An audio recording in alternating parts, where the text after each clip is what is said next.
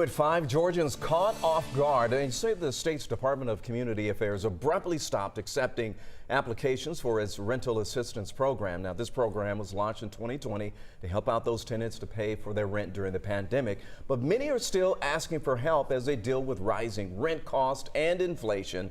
Our Paula Soro went straight to the source to find out why the program is no longer accepting new applicants, Paula. Yeah, Ron, Georgia received $989 million in federal funds to offer rental assistance.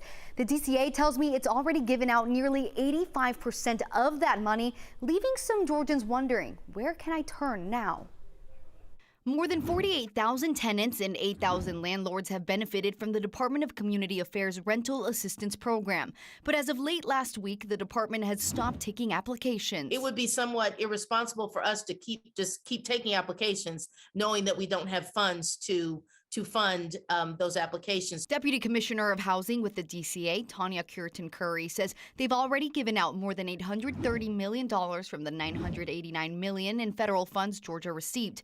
The rest, she says, will go to people whose applications are still pending right now. This was a one-time pot of money. If we were to receive additional funds from the federal government, we certainly would be the administrator of those funds. But at this point, we don't have any expectation of that or any information on any new funds coming. Brittany Frazier says her application has been pending since July and expressed concerns about the lack of communication. Very abrupt, very random. Friday night, I got an email stating that, oh, your documents are no longer going to be accepted. You have to re-upload, but it's a possibility they might not accept your recertification and that the program is now shutting down. The potential impact is massive. Rachel Lazarus with Atlanta Legal Aid worries this could lead to a rise in evictions going forward. As we see a potential for the economy slowing down, if there's the potential for layoffs, people are going to be in a position of not having the money to make their rent and not having an easy place to turn to or a centralized place to turn to